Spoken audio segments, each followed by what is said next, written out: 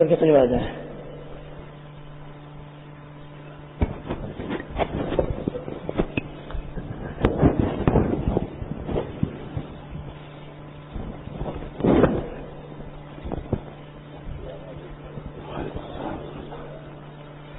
الحمد لله رب العالمين والصلاة والسلام على سيد الأنبياء والمرسلين وعلى آله وأصحابه أجمعين. أعوذ بالله من الشيطان الرجيم. بسم الله الرحمن الرحيم. إنما يخشى الله من عباده العلماء. صدق الله العظيم. بزرگان محترم، عزیز ساتھیوں اور دوستوں، بڑی سعادت مندی اور خوش قسمتی کا موقع ہے ہم سب کے لیے کہ ہمارے درمیان ایک عالم ربانی، فقیہ بے مثال، استاذ الاساتذہ، ایشیا کے عظیم درجہ دارالعلوم دیوبند کے شیخ الحدیث، صدر المدرس، مجلس شورا کے ممبر، حضرت استاد حضرت مولانا مفتی سعید احمد صاحب دامت برکاتہم ہمارے درمیان تشریف فرما ہے. حضرت اپنی پیرانہ سالی اور مشغولی اور لمبے سفر کو طے کرتے ہوئے ہمارے درمیان تشریف فرما ہے. اللہ رب العزت ہم سب کی طرف سے حضرت کو جزائے خیر عطا فرمائے، حضرت کی عمر میں صحت میں برکت عطا فرمائے. دوستو، کافی ہو گیا ہو گیا ڈھول بجانے سے کوئی فائدہ نہیں.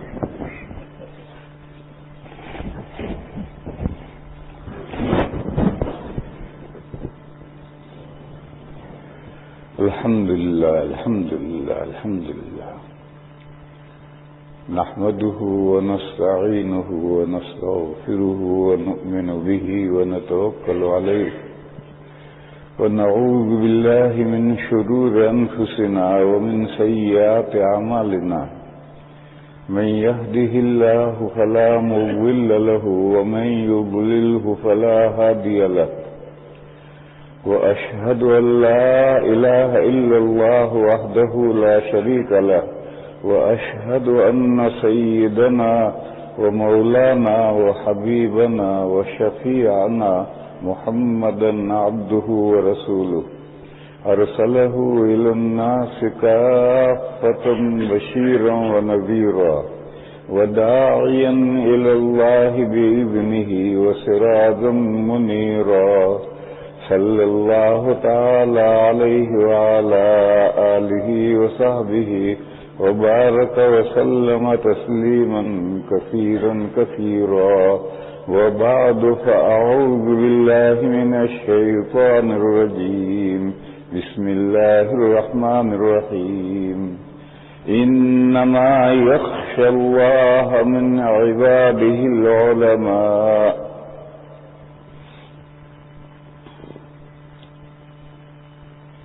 بزرگوں اور بھائیوں، بعض لفظ پہلے لغوی معنی میں استعمال ہوتے ہیں، پھر آگے چل کر ٹرم بن جاتا ہے، اصطلاح بن جاتی ہے، تو پھر لوگ قرآن و حدیث میں وہی معنی لینے لگتے ہیں جو غلط ہو جاتا ہے.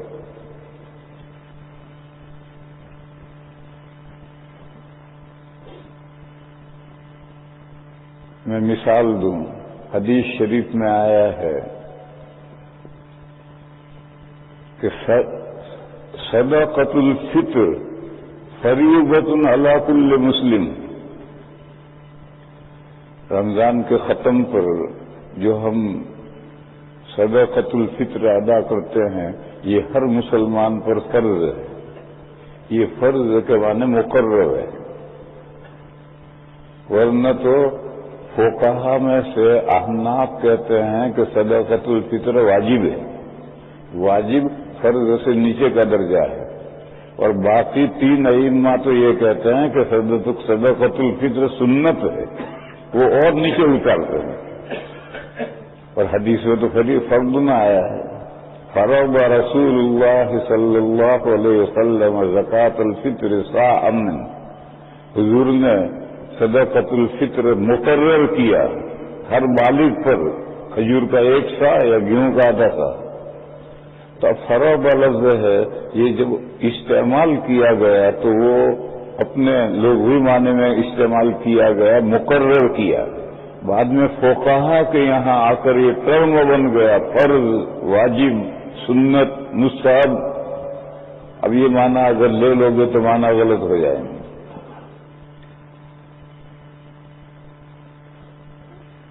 جیسے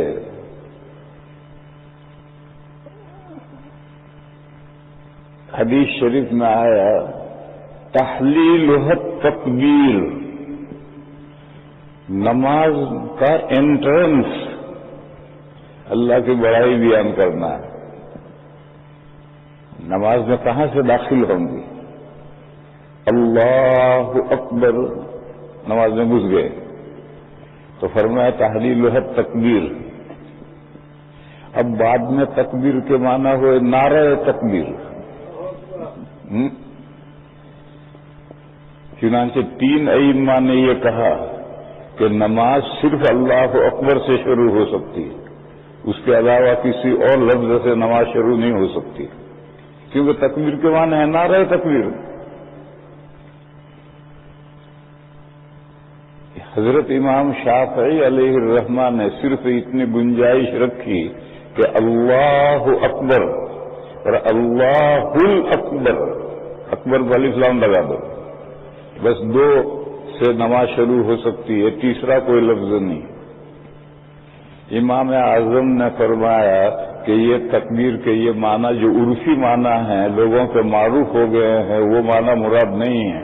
تکبیر کے معنی ہے اللہ کی بڑائی بیان کرنا. نماز میں داخل ہونے کے لیے اللہ کی بڑائی بیان کرو تو نماز میں داخل ہو گئے. اور امام اعظم نے فرمایا کہ ہر ذکر مشعر تعظیم، اللہ کا ہر وہ تذکرہ جس میں سے تعظیم ٹپکتی ہو، اللہ نہیں، نماز شروع نہیں ہوئی، کیوں؟ اس میں سے لفظ اللہ میں سے تعظیم نہیں ٹپکتی. اللہ اعظم، اللہ الاعظم، اب اعظم بڑھا دیا تو اب اللہ کی تعظیم ٹپکتی ہے، اسے نماز شروع ہو سکتی ہے. اور یہ جو آپ نعرہ تکبیر والا معنی کرتے ہیں، یہ نزول قرآن کے وقت نہیں تھے، یہ تو بعد میں مسلمانوں کا عرف بنا. تو بعد میں جو مسلمانوں کا عرف بنا ہے اس کو قرآن حدیث میں مراد نہیں لیں گے، لغوی معنی میں لیں گے. جو سب سے پہلے آیت نازل ہوئی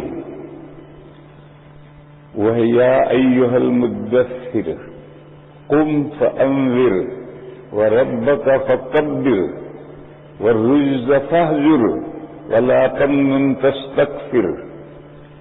یہ سب سے پہلی وحی ہے. آپ کہیں گے پہلی وحی تو اقرا بسم ہے، وہ پہلی وحی بے شک ہے اقرا بسم، لیکن اس وقت نبی پاک صلی اللہ تعالی علیہ وسلم کو اس کی اطلاع نہیں دی گئی تھی کہ آپ اللہ کے رسول بنائے گئے ہیں اور یہ آپ کے اوپر جو قرآن اترے گا اس کی پہلی وحی ہے، یہ اطلاع نہیں دی گئی تھی. حضرت جبرائیل آئے تھے، انہوں نے غار حرا سے باہر حضور کو اقرا بسم والی 5 آیتیں پڑھ کر کے چلے گئے تھے. پھر اس کے بعد 6 مہینے وہی بند رہی، نہیں آئی. پھر اس کے بعد حضور حسب معمول وہی غار حرا میں جانے لگے عبادت کرنے کے لیے. پھر 6 مہینے کے بعد حضور وہاں سے اتر کر گھر آ رہے تھے اور اجیاد محلے سے گزر رہے تھے تو حضور نے ایک آواز سنی. آگے دیکھا، دائیں دیکھا، بائیں دیکھا، پیچھے دیکھا، کوئی نہیں. پھر حضور کی نظر اچانک اوپر اٹھی تو وہ فرشتہ جو پہلی مرتبہ آیا تھا انسانی شکل میں، اب وہ اپنی اصلی شکل میں آیا، مگر کتنے بھی روپ بدلے گا پہچان لیا جائے. یاد ہے آپ کو بچپن میں بہروپی آتے تھے، کبھی ڈاکیا بن کر آ گیا، کبھی فوجی بن کر آ گیا، کبھی پولیس والا بن کر آ گیا، کبھی کچھ دکان پر آیا. اگر آپ نے پہچان لیا کہ تو تو فلاں ہے تو کھیل ختم، بگڑ گیا کھیل. اور اگر آپ نہیں پہچان سکے، دھوکہ کھا گئے تو لاؤ پیسے، اس کو 100 روپے انعام دینا پڑتا تھا. یاد ہوگا آپ کو بچپن میں ایسے بہروپی آتے تھے. تو جو ذہین ہوتے تھے وہ فوراً پہچان لیتے تھے. آج بھی امیگریشن میں آپ کے پاسپورٹ میں ایک فوٹو ہے اور آپ پگڑی باندھ کر رومال ڈال کر کے دوسرے کپڑے پہن کر کے آپ پہنچ گئے, وہ فوٹو دے کر آپ کو دیکھ فوراً پہچان جائے گا کہ یہ اور یہ ایک ہے.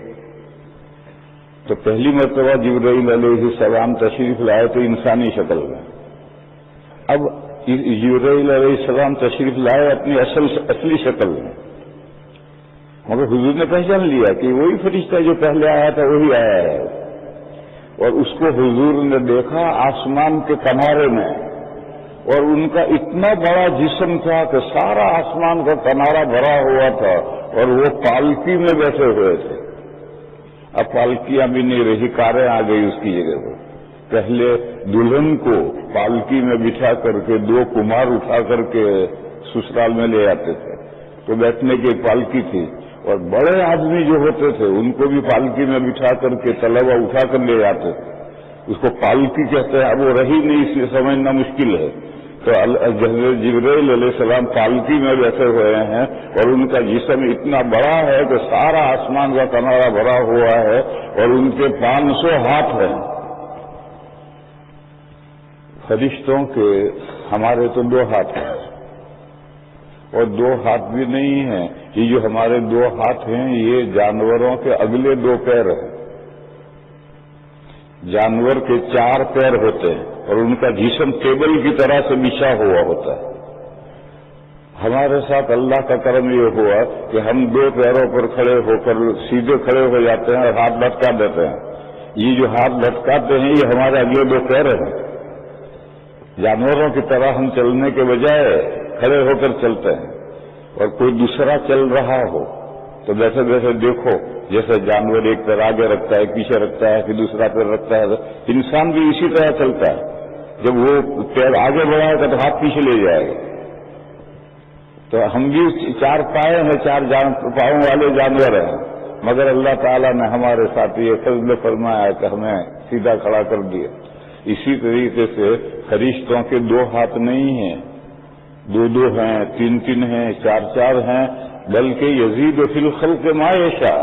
اللہ تعالیٰ اپنے مخلوقات میں جو اضافہ کرنا چاہے کریں. تو جبرائیل علیہ السلام کے 500 ہاتھ ہیں.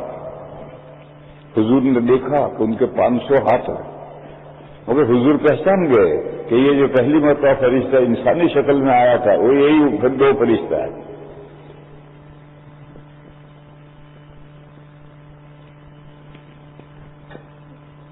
تو حضور کو گھبراہٹ ہوئی. پہلی مرتبہ تو پہاڑ کے اوپر ایک رات میں ایک آدمی آ کر کھڑا ہوا تھا, اس سے گھبراہٹ ہوئی تھی. اب اصلی شکل میں آئے تو اب بھی گھبراہٹ ہوئی. تو حضور پہاڑ سے اتر کر کے جلدی جلدی گھر آئے اور یہ کہا بھائی مجھے کچھ کپڑا اڑاؤ, مجھے سردی لگ رہی ہے. تو گھر والوں نے کپڑا اڑا دیا. پھر وہ فرشتہ جو آسمان کے کنارے پر نظر آ رہا تھا وہ وہاں سے لٹکتا آیا, آہستہ آہستہ اترتا آیا, اور اترتا آ کر کے حضور کے چارپائی کے پاس میں ایک کمان کے بقدر یا اس سے بھی کم فاصلے پر رہ گیا. اور اتنے فاصلے پر آ کر اس نے دوسری وحی نازل کی, یا ایھا المدثر, وہ کپڑے اوڑھنے والے, قم فانذر, اٹھیے اور لوگوں کو وارننگ دیجیے. وَقَبَّكَ فَكَبِّرْ وَرَبَّكَ فَكَبِّرْ, اپنے پروردگار کی بڑائی بیان کیجیے, لوگوں کو وارننگ دیجیے. یعنی یہ تم مورتی پوجا کر رہے ہو, یہ رونگ ہے, اس مورتی پوجا کو چھوڑو, عبادت کے لائق صرف تمہارا پروردگار ہے. وَرَبَّكَ فَكَبِّرْ وَالرُّجْزَ فَاهْجُرْ, اور بتوں کو لات مارو. وَلَا تَمْنُنْ تَسْتَكْثِرْ, کسی پر احسان کرو تو زیادتی کے خواہاں مت رہو. یہ 5 آیتیں دوسری وحی لائے, اور ان آیتوں میں بھی یہ بتایا کہ آپ کو اللہ نے رسول بنایا ہے, اور اب آپ کا مشن یہ ہے کہ آپ اٹھیے, مشرکین کو وارننگ دیجیے اور اللہ کی بڑائی بیان کیجیے, یعنی اللہ ہی کا معبود ہونا بتلائیے. اور یہ جو خدمت کریں آپ, اس خدمت پر کوئی تنخواہ نہ لیں, احسان کر کے زیادتی کی خواہش نہ رکھیں, یہ تو لے وجہ اللہ کریں. تمام انبیاء نے اپنی قوموں سے یہی کہا, ان اجری الا علی اللہ, میرا میری تنخواہ میرا بدلہ اللہ پر ہے، تمہارے ذمہ میرا بدلہ نہیں ہے، وہی مضمون کیا تو ولا تمنن تستكثر، یہ جو لوگوں پر آپ محنت کریں گے، ان کو مورتی پوجا سے روکیں گے، ایک اللہ کی بندگی پر آمادہ کریں گے، اس خدمت کا کوئی صلہ نہ لے، ان سے نہ مانگیں، احسان کر کے بدلے کے خواہاں نہ رہیں، اللہ وجہ اللہ محنت کریں۔ اور کیا محنت کرنی ہے؟ بتوں کو لات مارو، لوگوں کو سمجھاؤ کہ یہ مورتیاں ہم پوجا کے قابل نہیں ہیں، بڑھائی اللہ ہی کے لیے ہے، ربک فکبر۔ یہ دوسری وحی آئی، اس وقت انہی آیتوں میں حضور کو یہ بتلا دیا گیا کہ آپ اللہ کے رسول ہیں اور آپ کا مشن یہ ہے، آپ کو یہ کام کرنا ہے اور یہ کام آپ کو لے وجہ اللہ کرنا ہے۔ اور پہلی وحی کے موقع پر یہ نہیں بتلایا گیا تھا، اس لیے میں نے کہا کہ پہلی وحی یہ آئی، یعنی رسول بنانے کے بعد پہلی وحی یہ آئی۔ اس آیت کریمہ میں وَرَبَّكَ فَكَبِّرْ، آپ اپنے پروردگار کی بڑائی بیان کریں۔ یہاں کبیر کے معنی نعرہ تکبیر اللہ اکبر نہیں ہے، آپ اللہ کی بڑائی کسی طرح سے بیان کریں کہ معبود صرف اللہ ہے، عبادت صرف ان کی ہے، ان کے علاوہ کوئی عبادت کے لائق نہیں ہے، اس مضمون کو بیان کرنے کا مطلب ہے ربک فکبر۔ اتنی مثالیں کافی ہیں یہ بات سمجھنے کے لیے کہ قرآن و حدیث میں کوئی لفظ استعمال کیا جائے تو وہ اس کے لغوی معنی میں ہوتا ہے، مسلمانوں میں بعد میں جو عرف ہونا ہے اس عرفی معنی وہاں نہیں ہوتے۔ اس کی ایک مثال ہے عالم جمع علماء، پلورل ہے، عالم کا پلورل ہے علماء۔ آج کل چھوٹا مولوی ہوتا ہے تو کہتے مولوی، اور بڑا ہو جاتا ہے تو کہتے مولانا۔ یہ سب مسلمانوں کی اصطلاحات ہیں، قرآن کریم میں یہ اصطلاحات مراد نہیں ہے، بلکہ لغوی معنی میں علماء لفظ آیا ہے۔ اللہ تعالی سے وہی بندے ڈرتے ہیں جو اللہ کو جانتے ہیں۔ علماء کے معنی یہی ہیں جو جانتے ہیں۔ جو عرفی علماء جو ہیں کسی مدرسے سے فارغ شدہ ہیں، اگر وہ اللہ کو نہیں جانتے تو وہ نہیں ڈریں گے اللہ سے۔ آپ کو نماز مسجد میں ہو رہی وہ بیڑی پیتے ہوئے نظر آئیں گے، اور عوام بالکل کہیں نہیں پڑے لیکن اللہ کی معرفت رکھتے ہیں، پہچان رکھتے ہیں، تو قدم قدم پر وہ اللہ سے ڈریں گے، اللہ کے حکم کی خلاف ورزی نہیں کریں گے۔ تو یہ جو علماء ہے، جو عالم لفظ آیا ہے، یہ عرفی معنی میں علماء استعمال نہیں کیا گیا ہے، عام معنی میں استعمال کیا گیا ہے۔ لیکن لوگ غلط فہمی کا شکار ہو جاتے ہیں کہ اللہ سے علماء ہی مدرسے میں جو پڑھے ہوئے ہیں وہی اللہ تعالیٰ سے ڈرتے ہیں، دوسرے بندے اللہ سے نہیں ڈرتے۔ میرے بھائیو ایسا نہیں ہے، ہر مومن جو اللہ پر ایمان رکھتا ہے وہ اللہ کی کچھ نہ کچھ تو معرفت پہچان رکھتا ہی ہے، جبھی تو ایمان لایا۔ اگر اس سے اللہ کی پہچان نہ ہوتی تو ایمان کیوں رہتا؟ لہذا ہر وہ مومن جو اللہ کو کم و بیش پہچانتا ہے، کوئی کم پہچانتا ہے، کوئی زیادہ پہچانتا ہے، جو کم پہچانتا ہے کم ڈرے گا، زیادہ پہچانتا ہے وہ زیادہ ڈرے گا۔ ڈرنے کا کیا مطلب؟ سانپ سے ڈرنا، دشمن سے ڈرنا،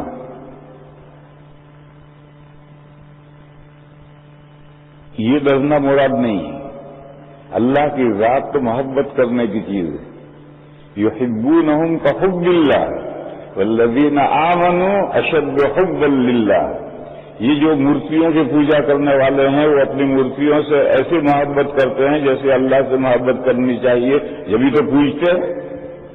اور فرمایا کہ والذین آمنوا اشد حبا للہ، جو لوگ ایمان لائے ہیں وہ اللہ تعالیٰ سے اس سے زیادہ ڈرتے ہیں۔ مورتی پوجا کرنے والا تو ضرورت پڑے تو مورتی پر بیٹھ کر پیشاب بھی کرے گا، لیکن اللہ کا بندہ جو اللہ سے ڈرتا ہے وہ اللہ کے ساتھ ایسی گستاخی کبھی بھی نہیں کرے گا۔ تو اللہ سے محبت رکھنے والے تو اس سے بھی زیادہ ڈرتے ہیں، اس لیے وہ اللہ ہی کی بندگی کرتے ہیں، دوسرے کسی چیز کو گھاس ڈالتے ہی نہیں۔ مولانا محمد علی جوہر ایک بڑے سیاسی آدمی ہندوستان کے گزرے ہیں، وہ شاعر بھی تھے، انگریزی بھی بہت شاندار لکھتے تھے، کامریڈ رسالہ نکالتے تھے۔ اور اردو کے شاعر بھی تھے، بڑے عالم تھے. ان کا شعر ہے، توحید تو یہ ہے کہ خدا خود حشر میں کہہ دے کہ یہ بندہ دو عالم سے خفا میرے لیے تھا. یہ توحید ہے. ایک اللہ کا وہ ہے جس کے بارے میں اللہ یہ فرما دیں کہ اس بندے کو کسی سے کچھ لینا دینا نہیں تھا، وہ سب سے خفا تھا. وہ کسی کو گھاس نہیں ڈالے گا کیونکہ اس سے کوئی محبت ہی نہیں. ساری محبت اس کی مرکوز ہے اللہ تعالیٰ کی ذات میں. لہذا یہ اللہ تعالیٰ ہی کی بندگی کرے گا، دوسرے کسی کی بندگی نہیں کرے گا. تو یہ علماء جو لفظ ہے اس معنی میں استعمال ہوا ہے. مدرسوں سے فارغین کے معنی میں استعمال نہیں ہوا. ہاں، مدرسے سے جو فارغین ہیں اگر وہ اللہ کو جانتے ہیں تو وہ بھی آیت میں آتے ہیں، لیکن اگر اللہ کو جانتے نہیں ہیں اور سند لے کر آ گئے ہیں تو پھر وہ آیت کا مصداق نہیں ہے. اور ایک عام بندہ جو اللہ کو پہچانتا ہے وہ آیت کا مصداق ہے. تو فرمایا کہ اللہ سے ڈرنے والے، اللہ سے ڈرنا جیسے دشمن سے ڈرتے ہیں، سانپ بچھو سے ڈرتے ہیں، اس طرح کا ڈرنا اللہ تعالیٰ سے نہیں. اللہ تعالیٰ سے ڈرنا ہے محبت کی وجہ سے ڈرنا ہے. جیسے سعادت مند بیٹا باپ سے ڈرتا ہے، مخلص مرید پیر سے ڈرتا ہے، اچھا طالب علم استاد سے ڈرتا ہے. یہ ڈرنا محبت کی وجہ سے ہوتا ہے. یہ تینوں سوچتے ہیں کہ ہمیں کوئی ایسا کام نہیں کرنا چاہیے، کوئی ایسی حرکت نہیں کرنی چاہیے کہ ابا ناراض ہو جائیں. ابا ناراض ہو جائیں گے تو ہمیں جنت کہاں سے ملے گی؟ دیکھو میرے بھائیو، یہاں رک کر مسئلہ سمجھو. باپ ہے والد اور ماں ہے والدہ. اس میں ایک گولتا بڑھ گئی ہے، یہ مذکر مؤنث میں فرق کرنے کے لیے ہے. لیکن یہ حکم والدہ کے ساتھ خاص نہیں ہے کہ والدہ کے پاؤں تلے جنت ہے. یہ خاص نہیں ہے، باپ کے بھی پاؤں تلے جنت ہے. اور دیکھو، اطاعت میں باپ کا حق زیادہ ہے اور خدمت میں ماں کا حق زیادہ ہے. اس لیے والدہ لفظ حدیث میں آیا ہے تاکہ لوگ ماں کی خدمت زیادہ کریں. مگر لوگ ایسا سمجھنے لگے کہ ماں کے پیروں تلے ہی جنت ہے، باپ کی کوئی حیثیت نہیں ہے. ارے اس کے پیروں تلے بھی جنت ہے. دونوں میں فرق صرف طاقت ہے. کبھی مذکر کو مخاطب بناتے ہیں، کبھی مؤنث کو مخاطب بناتے ہیں. ایک حدیث سنی ہوگی آپ نے، طلب العلم فریضۃ علی کل مسلم. ہر مسلمان پر دین کا علم حاصل کرنا کمپلسری ہے. تو آپ کیا سمجھتے ہیں کہ عورتوں پر کمپلسری نہیں ہے؟ حدیث میں تو مسلم لفظ آیا ہے، مسلمہ لفظ نہیں آیا ہے. تو کیا عورتوں پر کمپلسری نہیں ہے؟ عورتوں پر بھی کمپلسری ہے. تو لفظ بولا مسلم، اس میں تا نہیں ہے، لیکن اس میں مسلمہ بھی شامل ہے.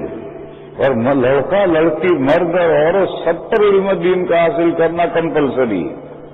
تو کہیں مرد کو مخاطب بنایا، عورت کو اس کے تحت میں لے لیے، اور کبھی عورت کو مخاطب بنایا اور مرد کو اس کے تحت میں لے لیا کہ ماں کے پیروں تلے جنت ہے. والدہ گولتا کے ساتھ ماں کے پیروں تلے جنت ہے.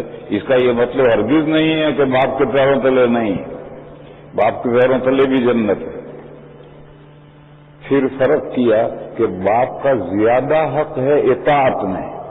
جو کہے باپ حکم دے اس کو کرو، اطاعت مانے فرمان برداری. اور ماں کا زیادہ حق ہے خدمت میں.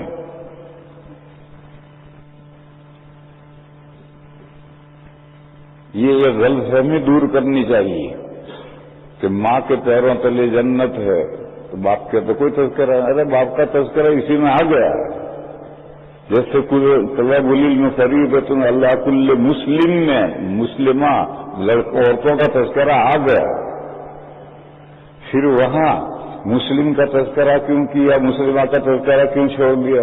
اس لیے چھوڑ دیا کہ بیوی کو دین سمجھانا یہ شوہر کی ذمہ داری ہے. آج کل تبلیغ والے یہ کہتے ہیں کہ نہیں عورتیں بھی جماعت میں نکلے دین سیکھنے کے لیے. 1400 साल से तो औरतें जमात में निकलती नहीं थी, अब निकलना शुरू हो गई। आपके दारुल देवबंद का बहुत पुराना फतवा हजरत मौलाना इलियास साहब रहमतुल्लाह अलैह ने सवाल किया था, उनके जमाने का फतवा ये है कि औरतों के लिए तबलीग में निकलना जायज नहीं। फिर सवाल है कि फिर औरतों में दीन कैसे पहुंचेगा? औरतों में दीन पहुंचाना मर्दों की जिम्मेदारी है। वो मस्जिद में दीन सुने और घर जाकर अपनी बीवी को बतलाए। तो चूंकि मर्द असल है, उसके जरिए से घर में दीन पहुंचेगा, तो इसलिए तलबुल इल्म फरीदतुन अला कुल्ल मुस्लिम का मुस्लिमा का तज़किरा ही नहीं किया। हर मुसलमान मर्द दीन का इल्म हासिल करे और हासिल करना कंपलसरी है, और वो जाकर अपने घर में अपनी बीवी को, अपनी बेटियों को पहुंचाए।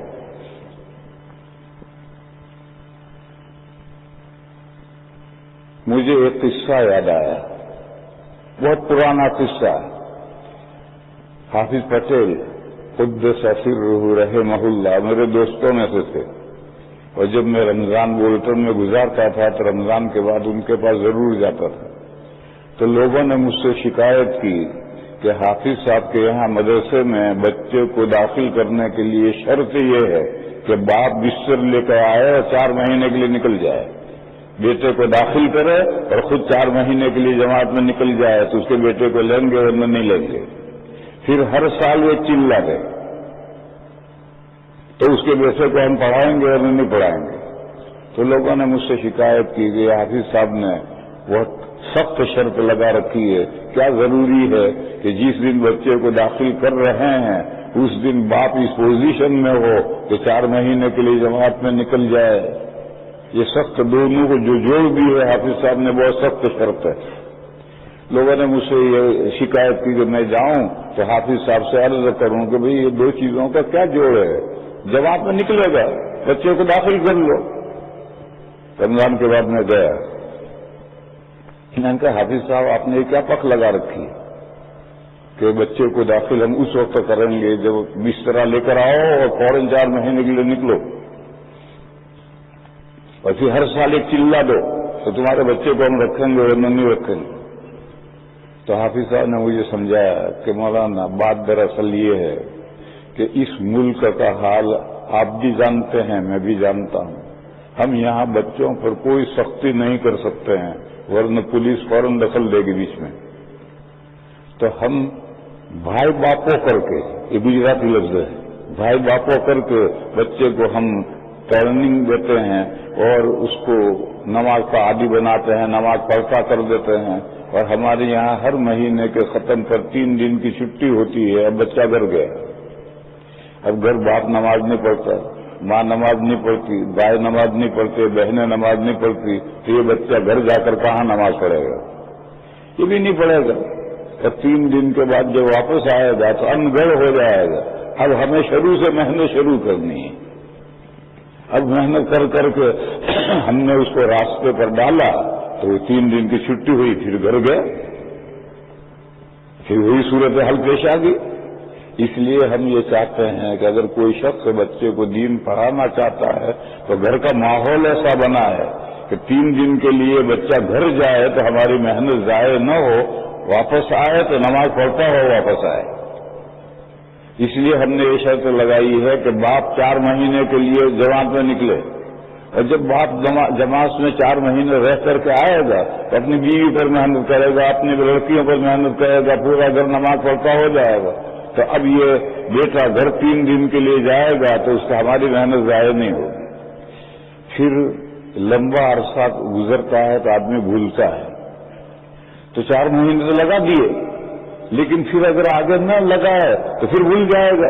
तो हर साल एक चिल्ला लगाए ताकि वो याद की वही बात ताजा रहे। इसलिए हमने ये शर्त लगाई। तो मेरी समझ में आई, मैंने कहा हाफिज साहब बहुत अच्छी शर्त लगाई है, मजबूत रहो इस पर, खत्म मत करो इस शर्त को। मैं तो ये समझाना चाहता हूं कि घर में दीन पहुंचाना ये बाप की जिम्मेदारी है। वो जमात में जाएगा, 4 महीने में 4 चिल्लों में वो दीन सीख कर आएगा, वो अपने औलाद को, अपनी बीवी को पहुंचाएगा, अपनी बेटियों को पहुंचाएगा। عورتیں بھی جماعت میں نکلے اور ساری دنیا میں گھومے 1400 سال سے، تو اس کا رواج تھا ہی نہیں. آج نئی باتیں کیوں داخل کرتے ہو؟ دین میں جو بھی نئی بات داخل کر کی جائے گی وہ گمراہی ہے. کل بدعۃ ضلالہ، ہر نئی بات دین میں بدعت ہے. وہ تو دین کا کام کہتے ہیں، بڑے فضائل بیان کرتے ہیں، جماعت میں عورتوں کے نکلنے کے بڑے فضائل بیان کرتے ہیں، تو دین کی بات ہوئی. اور دین میں جو بھی بات داخل کی جائے گی وہ گمراہی ہے. اور فرمایا کل بدعۃ ضلالہ وکل ضلالۃ فی النار، ہر گمراہی دوزخ میں جائے گی. لہذا دین پر رہو، جو حضور کے زمانے سے دین چلا آ رہا ہے اس دین پر رہو، نئی نئی باتیں دین میں داخل مت کرو. یہ حضرت مولانا الیاس صاحب رحمۃ اللہ علیہ نے سوال پوچھا تھا عورتوں کی جماعت نکالنے کے بارے میں، تو حضرت دارالعلوم دیوبند کے بڑے مفتی حضرت مفتی سید مہدی حسن صاحب نے فتویٰ لکھا تھا، اور مظاہر کے بڑے مفتی حضرت مولانا سعید احمد صاحب اجراوی نے الجواب صحیح ان کیا تھا، اور وہ فتویٰ فتاوی دارالعلوم کی 16ویں جلد میں چھپا ہوا ہے، اور یہ اکابر کے زمانے کا فتویٰ ہے. اب بھی دارالعلوم دیوبند سے یہی فتویٰ جاتا ہے. تو میں سمجھا ہی رہا تھا کہ اس حدیث میں طلب العلم فریضۃ علی کل مسلم، مسلم کا تذکرہ ہے، مسلمہ کا تذکرہ نہیں، کیونکہ مسلمہ کو دین پہنچانا مسلم کی ذمہ داری ہے. اور جنت ماں کے پیروں تلے رہے، وہاں ماں کا ذکر کیا، باپ کا ذکر نہیں کیا، کیونکہ خدمت میں ماں کا زیادہ حق ہے. اور جب ماں کا زیادہ حق ہے تو تھوڑا بہت حق باپ کا بھی تو ہے. بس یہ جو لوگ سمجھا جاتا ہے وہ بالکل غلط ہے، رانگ ہے کہ ماں کے پیروں تلے جنت ہے، باپ کا کوئی حیثیت نہیں ہے. ارے باپ کی بھی وہی حیثیت ہے.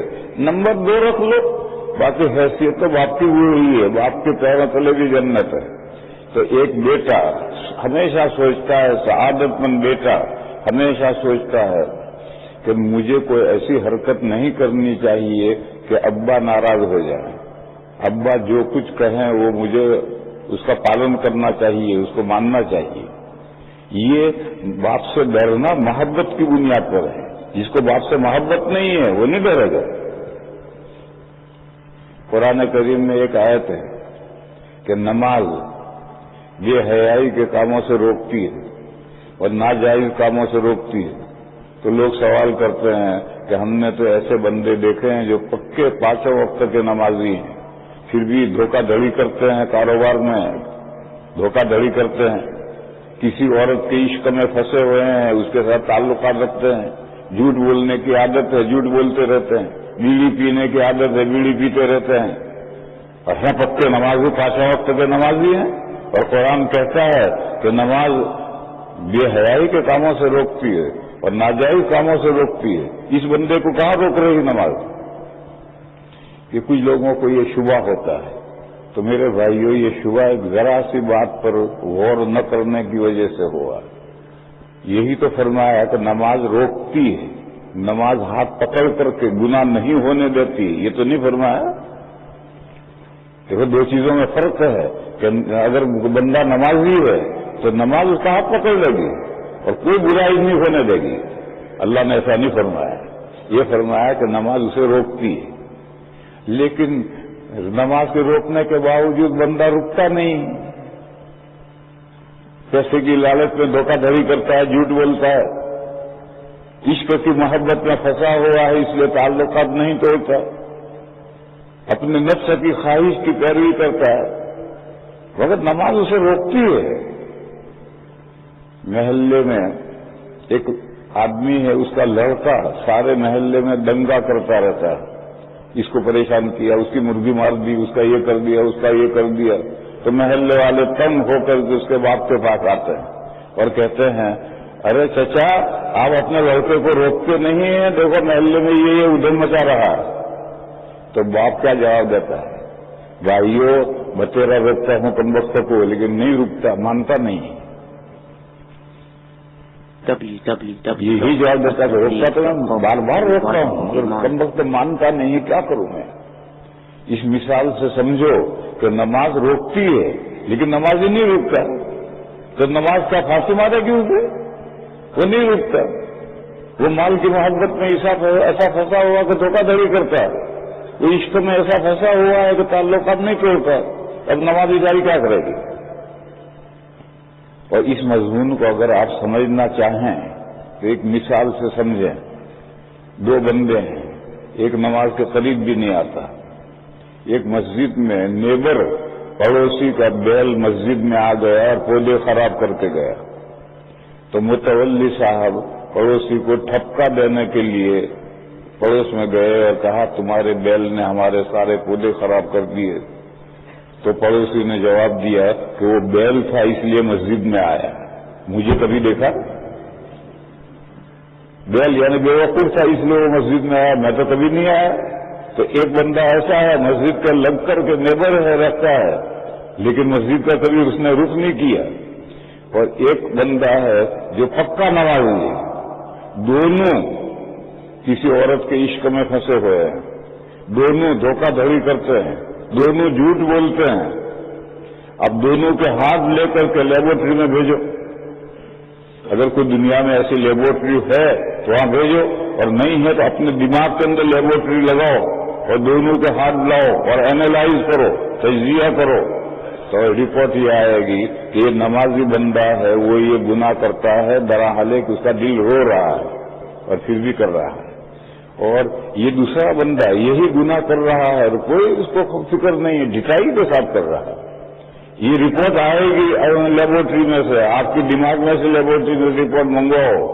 یہ جو اس کا دل رو رہا ہے اور گناہ کر رہا ہے، یہ نماز کے روکنے کا اثر ہے. اور یہ ڈٹائی کے ساتھ جو گناہ کر رہا ہے، یہ نماز اس کو روک نہیں رہی، اس لیے ڈٹائی کے ساتھ ہے. ڈٹائی کے معنی ہے بے باقی کے ساتھ کر رہا ہے. کوئی نو فیئر، کوئی ڈر نہیں، بے تکلف گناہ کر رہا ہے. یہ جاننے کا طریقہ ہے کہ نماز روکتی ہے یا نہیں روکتی ہے. اس بندے کو روکتی ہے، اس کو کوئی روکنے والی چیز نہیں ہے، اس لیے دونوں کے گناہ کے اندر فرق ہو جاتا ہے. بہرحال بات یہی جواب دیتا ہے سمجھانے والوں کو کہ بھیا کیا کروں، بچیرا روکتا ہوں کم وقت کو، بیٹے کو، مگر وہ مانتا ہی نہیں ہے، دنگا فساد محلے میں کرتا رہتا ہے.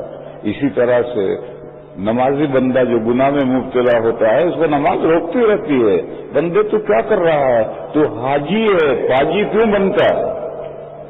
حاجی صاحب اور کام کر رہے ہیں پاجی صاحب والے، تو حاجی ہے، پاجی کیوں بنتا ہے؟ مگر وہ مال کی محبت میں ایسا پھنسا ہوا ہے، کسی کے عشق میں ایسا پھنسا ہوا ہے کہ وہ حج کی سنتا نہیں، نماز کی سنتا نہیں. تو اسی طرح سے بیٹا باپ سے جو ڈرتا ہے، محبت کی وجہ سے ڈرتا ہے. اگر محبت باپ سے نہیں ہے، باپ سے نہیں ڈرے گا. باپ جو چاہے کہتا رہے، میں تو جو مجھے کرنا ہے وہ کروں گا. لیکن جو سعادت مند نیک بخت بیٹا ہے، وہ سوچے گا کہ اگر باپ کا کہنا نہیں مانوں گا تو میں جنت میں کیسے پہنچوں گا. جنت میں پہنچنے کے لیے ضروری ہے کہ باپ کی کہا مانوں اور ماں کی خدمت کروں تو جنت میں پہنچوں گا. اسی طریقے سے وہ طالب علم جو سعادت مند ہے، نیک بخت ہے، وہ ہمیشہ استاد سے ڈرتا ہے کہ مجھے کوئی ایسا کام، کوئی حرکت ایسی نہیں کرنی چاہیے کہ استاد ناراض ہو جائے. اگر استاد ناراض ہو گئے تو مجھے علم کے 4 لفظ کہاں سے آئیں گے؟ استاد راضی ہوگا تبھی تو آئے گا. تو یہ استاد سے محبت ہے، اس محبت کی وجہ سے استاد سے ڈرتا ہے. مخلص مرید پیر سے ڈرتا ہے. وہ ہمیشہ سوچتا ہے کہ مجھے کوئی ایسا کام نہیں کرنا چاہیے کہ پیر صاحب ناراض ہو جائیں. اگر پیر صاحب ناراض ہو گئے تو مجھے اللہ تک کون پہنچائے گا؟ ان کے واسطے ہی سے تو میں اللہ تک پہنچوں گا، اور وہ ناراض ہو گئے تو میں اللہ کا وصل مجھے کیسے ملے گا؟ یہاں رکو اور یہ ذہن میں رکھو کہ پیر صاحب اللہ تک پہنچنے کے لیے ذریعہ ہیں. وہ کہتے ہیں تہجد پڑھو، وہ کہتے ہیں یہ 12 تسبیحات کرو، یہ کہتے ہیں یہ کرو، وہ کہتے ہیں وہ کرو، یہ برائی چھوڑو، یہ برائی چھوڑو. اس طرح سے تربیت دے کر کے پیر صاحب اللہ تک پہنچاتے ہیں. پیر صاحب کی بات، شریعت کے جو احکام ہیں اس میں پیر صاحب کی بات کا اعتبار نہیں ہے، اس میں اعتبار ہے قرآن و سنت کا. قرآن و سنت میں جو احکام ہے اس کا فالو کرنا ہے. پیر صاحب تو نوافل اعمال کر کے اللہ تک پہنچائیں گے. میں قصہ سناؤں. ہمارے جو اکابر ہیں، حضرت مولانا گنگوہی، حضرت نانوتوی، حضرت مولانا یعقوب صاحب، حضرت تھانوی، حضرت فلاں، یہ سب حاجی امداد اللہ صاحب کے خلفاء ہیں. اور حاجی امداد اللہ صاحب کے زمانے تک سنت اور بدعت چھٹ کر کے الگ نہیں ہوئی تھی. لوگ ان بدعتوں کو بھی سنت سمجھتے تھے. تو ایک کتاب لکھنے والے نے لکھی، فیصلہ ہفت مسئلہ، 5 مسئلوں کا فیصلہ. یہ جو 7 مسئلوں کا فیصلہ، یہ 7 مسئلے حضرت گنگوہی کہتے تھے کہ بدعت ہے. اور حاجی صاحب کے نام سے کسی نے رسالہ لکھا کہ یہ 7 مسئلے سنت ہیں. حضرت حاجی صاحب مکے میں تھے، وہاں یہ رسالہ لکھا گیا. حاجی صاحب نے نہیں لکھا، حاجی صاحب مولوی نہیں تھے، کافیہ تک پڑے ہوئے تھے. تو ان کے نام سے فلاں صاحب نے لکھا، میں نام نہیں لے رہا. وہ رسالہ ہندوستان میں چھپا، اور وہ رسالہ حضرت گنگوہی کو پہنچایا گیا. حضرت گنگوہی سبق پڑھا رہے تھے اور کسی نے لا کر کے یہ رسالہ دیا ہے کہ آپ کے پیر کا یہ رسالہ ہے، حاجی صاحب کا یہ رسالہ ہے، فیصلہ ہفت مسئلہ، 7 مسئلوں کا فیصلہ. یہ 7 مسئلے سنت ہیں، آپ جس کو بدعت کہتے ہیں. تو حضرت نے ایک طالب علم سے کہا، ہاتھ نہیں لگایا، ایک طالب علم سے کہا اسے اٹھا کر حمام میں جھونک دے. پرانے زمانے میں جب بجلی نہیں تھی، گیزر نہیں تھے، گرم پانی کا کوئی انتظام نہیں تھا، تو مسجدوں میں آگ جلا کرتی تھی، اوپر ٹنکی ہوتی تھی، اسے گرم ہو کر پانی نکلتا تھا، وہ حمام کہلاتے تھے. وہ چولہا جل رہا ہے، حمام میں جھونک دے. تو طالب علم اٹھا کر لے کر گیا اور اس نے حمام میں جھونک دیا، اسے جل گیا. واپس آیا تو حضرت نے طالب علموں سے فرمایا، یہ سننے کی بات ہے، طالب علموں سے فرمایا کہ ہم نے حاجی صاحب کے ہاتھ پر بیعت طریقت میں کی ہے، شریعت میں نہیں کی. شریعت وہ ہم سے پوچھیں گے، اور ہم نے ان کے ہاتھ پر بیعت کی ہے تاکہ وہ ہمیں اللہ تک پہنچائے. اس میں ان کی بات مانیں گے کہ یہ کام کرو، یہ نوافل اعمال کرو، یہ برائیاں مت کرو، یہ مت کرو، یہ مت کرو. تاہی اس طریقے سے اللہ تک وہ پہنچائیں گے. ہم نے ان کے ہاتھ پر بیعت کی ہے طریقت میں، شریعت میں نہیں کی. شریعت وہ تو کافیہ تک پڑے ہوئے ہیں، ہم نے ساری شریعت پڑھ رکھی ہے. لہذا شریعت کا مسئلہ تو وہ ہم سے پوچھیں گے کہ یہ 7 کام بدعت ہیں یا سنت ہیں. یہ تو شریعت جاننے والا بتلائے گا.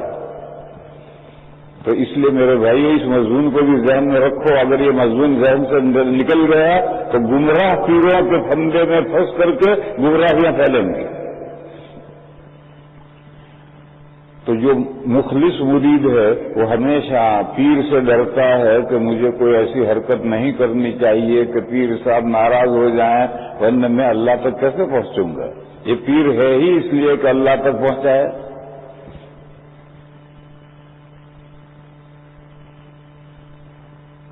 ایک قصہ یاد آیا. ایک مرید، کسی پیر کا مرید تھا. اس مرید نے ایک خواب دیکھا کہ حضرت میں نے خواب دیکھا کہ آپ کی انگلیاں پخانوں سے لت پت ہیں اور میں چاٹ رہا ہوں، اور میری انگلیاں شہد سے ٹپک رہی ہیں، اس کو آپ چاٹ رہے ہیں. میں نے ایسا خواب دیکھا. تو تعبیر دینے والوں نے تعبیر دیا کہ وہ پیر اپنے مرید سے دنیاوی فائدے حاصل کر رہا ہے، شہد چاٹ رہا ہے، اور مرید پیر کے انگلیاں پخانے میں لت پت ہیں، وہ گمراہ بدعتی پیر ہے، اس کی بدعات سے یہ متاثر ہو رہا ہے. تو اس لیے میرے بھائیوں، پیری مریدی بہت ضروری ہے اور بڑی خطرناک ہے. پیری مریدی بہت ضروری ہے اور بڑی خطرناک ہے. دنیا میں جتنا دین کے پھیلاؤ ہوا ہے وہ صوفیاء کرام کے ذریعے ہوا ہے، اور دنیا میں جتنی گمراہیاں پھیلی ہیں وہ پیروں کی اولاد سے یا ان کے جاہل خلفاء سے، یہ سب مریدین گمراہیوں میں مبتلا ہو گئے. اس لیے اس مسئلے کو اچھی طرح سے سمجھو. پیر ہوتا ہے اللہ تک پہنچانے کے لیے، اور شریعت ہوتی ہے مفتی صاحب فتوا دیں گے اس پر عمل کرنا ہے۔ پیر کے ان کو کہنے پر پیر اگر مفتی ہے، شریعت کا پکا علم رکھتا ہے تو الگ بات ہے، لیکن اگر وہ شریعت کا پکا علم نہیں رکھتا ہے تو عمل مفتی کے فتوے پر کرنا ہے۔ اور پیر صاحب جو اعمال بتلائیں گے کہ یہ کرو، اس سے بچو، یہ کرو، اس سے بچو، یہ کرنا ہے تاکہ اللہ تک پہنچے۔ اور شریعت وہ ہے جو مفتی صاحب بتلائیں گے، ان کے فتوے پر عمل کرنا ہے۔ بہرحال جو اچھا مرید ہوتا ہے وہ ہمیشہ سوچتا ہے کہ مجھے کوئی ایسی حرکت نہیں کرنی چاہیے کہ پیر صاحب ناراض ہو جائیں، ورنہ میں اللہ تک کیسے پہنچوں گا۔ یہ تین بندے ڈر رہے ہیں۔ نیک وقت بیٹا باپ سے ڈر رہا ہے، مخلص طالب علم اپنے استاد سے ڈر رہا ہے، عقیدت مند مرید اپنے پیر سے ڈر رہا ہے۔ یہ ڈرنا محبت کی بنیاد پر ہے۔ اسی طرح سے اللہ سے ڈرنا ہے۔ سانپ سے جیسا ڈرتے ہیں، دشمن سے جیسا ڈرتے ہیں، ایسا ڈرنا، شیر سے جیسا ڈرتے ہیں ایسا ڈرنا اللہ سے نہیں ہے۔ اللہ کی ذات تو محبت کرنے کی چیز ہے، ڈرنے کی چیز نہیں ہے۔ اور یہ جو محبت کرنا ہے، اس محبت کی بنیاد پر ڈرنا ہے کہ اللہ کے کسی حکم کی خلاف ورزی نہ ہو۔ تو اللہ تو سبھی پہچانتے ہیں۔ یہ عیسائی جو ہیں وہ اللہ کو نہیں پہچانتے، وہ بھی پہچانتے ہیں۔ انہوں نے ہر ڈالر پر لکھ رکھا ہے کہ وی ٹرسٹ ان گاڈ۔ یہ ہندو نہیں پہچانتے ہیں اللہ کو ایشور، پرمیشور، بھگوان مانتے ہیں۔ اور یہودی تو ہماری طرح سے اللہ کو پہچانتا ہے، اور دنیا کا ہر انسان اللہ کو پہچانتا ہے۔ لیکن اللہ کا پہچاننا کافی نہیں ہے، اللہ کا اس کی صفات کے ساتھ پہچاننا ضروری ہے۔ اللہ کے نام ہیں، 99 نام تو ایک حدیث میں آئے ہیں، اور اس کے علاوہ بھی اللہ تعالیٰ کے اچھے اچھے بہت نام ہیں۔ یہ نام اللہ کے کمالات پر دلالت کرتے ہیں۔ اللہ کو ان صفات کے ذریعے پہچانے تو پہچاننا ہے، ورنہ بیکار ہے۔ اللہ اتنا جانتا ہے، ہندو بھی جانتا ہے، لیکن پھر گنگا جمنا کو بھی دنڈوت کرتا ہے، بادشاہ کو بھی خدا سمجھتا ہے، کیونکہ وہ ایشور کو مانتا ہے، پرمیشور کو مانتا ہے، بھگوان کو مانتا ہے، مگر اسے رزاق نہیں مانتا۔ تو گنگا جمنا روزی پہنچاتے ہیں تو گنگا جمنا کی پوجا کرتا ہے۔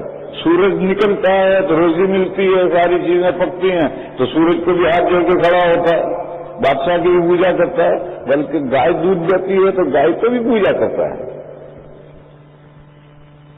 اور اگر وہ جانتا کہ رزاق صرف اللہ ہے، پرمیشور ایشور جو ہے وہی رزاق ہے، ان کے علاوہ کوئی رزق رسا نہیں ہے، جو کبھی جمنا کے سامنے ہاتھ نہیں جوڑے گا، کبھی گائے کی پوجا نہیں کرے گا، کبھی سورج کے سامنے ہاتھ باندھ کے کھڑا نہیں ہوگا۔ ان کو رزاق جاننے کی وجہ سے یہ پوجا کرتا ہے۔ اور جو ایشور کو رزاق مانتا ہے تو رزاق صرف ایشور ہے، جس نے ہمیں پیدا کیا ہے، وہی ہمیں روزی روٹی پہنچاتا ہے، دوسرا کوئی نہیں ہے۔ ان کے پیچھے کیوں ہاتھ جوڑے گا؟ تو میرے بھائیوں، اللہ کا مان لینا کافی نہیں ہے۔ اللہ کو تو عرب کے مشرکین بھی مانتے تھے، لیکن پوجا کرتے تھے مورتیوں کی۔ تو اللہ کو مانو ان کی صفات کے ساتھ کہ اللہ رزاق ہیں۔ اگر بعض صفتیں ہوتی ہیں ضد، آپ حضرات اسے نہیں سمجھیں گے، 7 یا 8 صفتیں ہیں اللہ کی، اس کی ضد کے ساتھ اللہ کو متصف نہیں کر سکتے۔ جیسے اللہ تعالی سنتے ہیں، سمیع ہیں، اللہ کو بہرا نہیں کہہ سکتے۔ اللہ تعالیٰ بصیر ہیں، دیکھتے ہیں، اللہ کو اندھا کانا نہیں کہہ سکتے۔ یہ صفات حقیقیہ کہلاتی ہیں، 7 یا 8 ہیں۔ اس کے علاوہ بہت کمالات اللہ کے اندر ہیں، یوں بھی ہیں اور یوں بھی ہیں۔ اللہ رزاق ہیں، وہ روزی پھیلاتے بھی ہیں اور تنگ بھی کرتے ہیں۔ یبسط الرزق لمن یشاء ویقدر، جس کے لیے چاہتے ہیں روزی پھیلا دیتے ہیں، کس کے لیے چاہتے ہیں روزی تنگ کر دیتے ہیں۔ اور اس کے لیے ضابطہ کیا ہے معلوم نہیں کیا ضابطہ ہے. اللہ نے قرآن میں حدیث میں کہیں اس ضابطے کو کھولا نہیں ہے کہ اللہ روزی پھیلاتے کس کے لیے ہیں, تنگ کس کے لیے کرتے ہیں. ہم دیکھتے ہیں دو آدمی ایک شاپ کرتے ہیں, ایک مارکیٹ کے اندر دونوں کی شاپیں ساتھ ساتھ ہیں. دو آدمی ایک جاب کرتے ہیں, دونوں کا ایک ہی جاب ہے, دونوں کی فیملیاں ہی برابر ہے. میاں بیوی اور 3 بچے 5. ایک کی مہینہ پورا ہو جاتا ہے تو 500 روپے قرضہ ہو جاتا ہے. دکان کی آمدنی سے گھر کا خرچہ نہیں چلتا, 500 روپے قرضہ ہو جاتا ہے. اور دوسرے کی دکان میں سے اتنی آمدنی ہو جاتی ہے کہ مہینے کے آخر میں 500 روپے بچ جاتا ہے.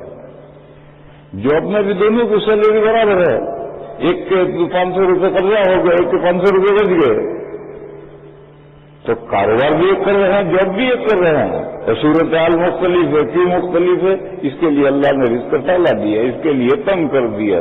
اس میں اللہ کی حکمت ہے, اسباب پر اس کا مدار نہیں ہے. دیکھو دونوں کی شاپ بھی ایک ہے, جاب بھی ایک ہے, اور پھر رزلٹ میں فرق ہے. لہذا اس کے لیے کوئی ضابطہ نہیں ہے کہ کس ضابطے سے اللہ روزی پھیلاتے ہیں, کس ضابطے سے تنگ کرتے ہیں. دونوں صورتوں میں اللہ کی طرف سے امتحان ہوتا ہے. رزق پھیلاتے ہیں تو بھی امتحان ہے, رزق تنگ کرتے ہیں تو بھی امتحان ہے. اور کس ضابطے سے روزی پھیلتی ہے, تنگ ہوتی ہے, اس کو قرآن اور حدیث میں کھولا نہیں گیا کہ اللہ کرتے ہیں جیسا کرتے ہیں. بہرحال جو بندہ اس بات کو مانتا ہے کہ رزاق صرف اللہ ہے اور کوئی رزاق نہیں ہے, تو وہ صرف اللہ کی بندگی کرے گا, دوسرے کسی کی بات بندگی نہیں کرے گا. اللہ تعالیٰ جلاتے بھی ہیں, مارتے بھی ہیں. ضدین کے ساتھ اللہ متصف ہے. یہ سب اسماء حسنی ہے. اور وہ صفات جس میں ایک سمیع ہیں, بصیر ہیں, اندھے کانے نہیں ہیں, یہ سب صفات حقیقیہ. جیسے اللہ زندہ ہے, وہ ہمیشہ سے زندہ ہے اور ہمیشہ زندہ رہیں گے. موت مردہ نہیں ہے وہ, اور ہمیں جلاتے بھی ہے, مارتے بھی ہے. ہم زندہ ہوئے پھر مر بھی جائیں گے. ظاہر سمجھنے کی بات یہ ہے کہ 7 صفتیں وہ ہیں جن کے اسباب کے ساتھ اللہ کو متصف کرنا جائز نہیں ہے, وہ صفات حقیقیہ ہیں.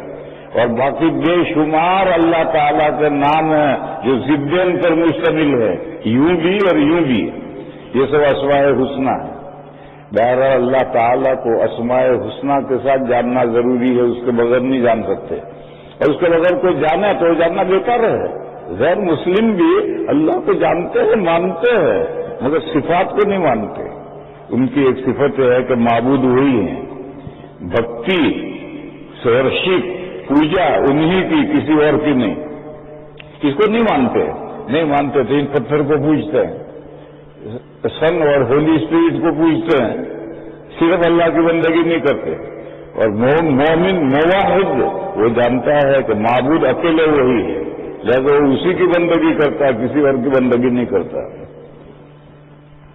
بہرحال اللہ کا محض جاننا اللہ یہ کافی نہیں. اللہ کو ان کے ناموں کے ساتھ اور خوبیوں کے ساتھ جاننا ضروری ہے, تب فائدہ ہوگا ورنہ فائدہ نہیں ہوگا. اسی لیے ایک حدیث شریف میں حضور نے اللہ کے 99 نام بتلائے, ترمذی میں اور ابن ماجہ میں. ان ناموں کے ذریعے سے اللہ کی خوبیوں کو پہچانو.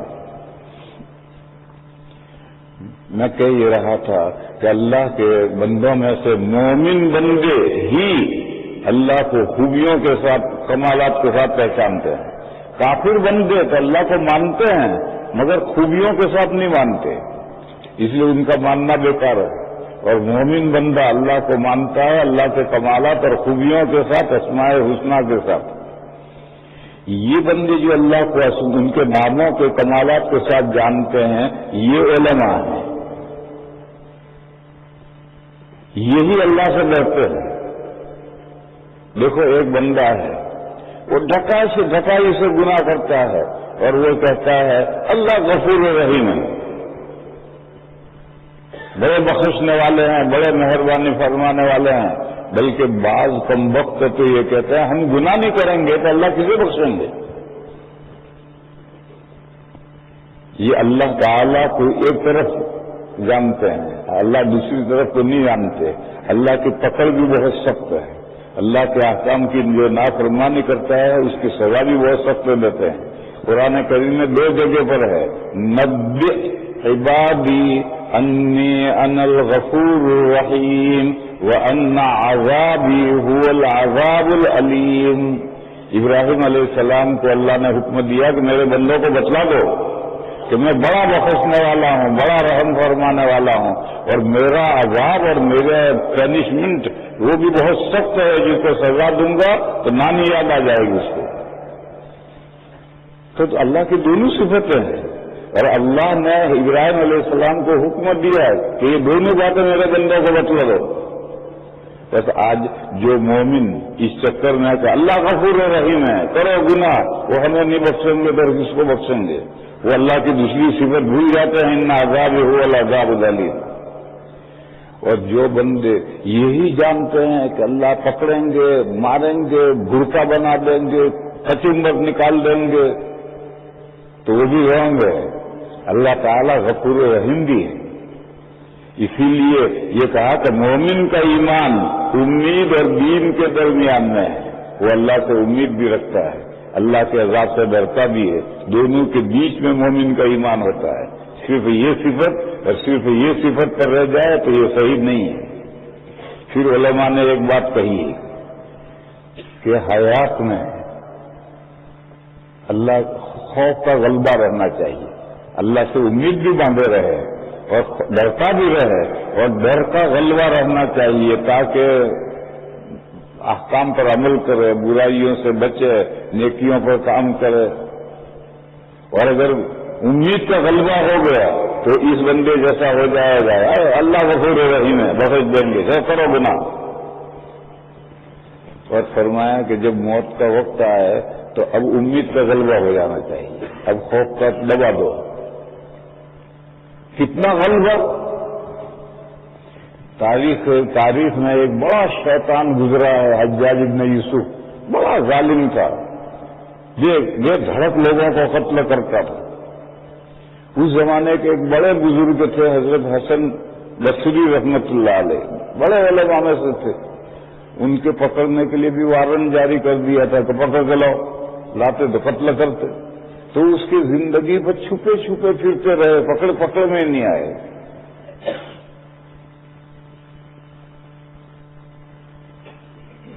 آپ کے حضرت نانوتوی دارالعلوم دیوبند کے بانی، جب شاملی میں جنگ ہوئی اور اس جنگ میں مسلمان ناکام ہو گیا، انگریز کامیاب ہو گیا، تو اس نے وارنٹ جاری کیا.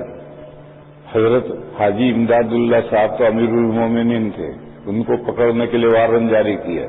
اور ان کے 2 وزیر تھے، مولانا قاسم صاحب نانوتوی اور مولانا رشید احمد گنگوئی، یہ 2 وزیر تھے. ان 3 کے لیے وارنٹ جاری کیا، پکڑ کے پولیس کو لاؤ، مقدمہ چلے گئے، پھانسی ماریں گے.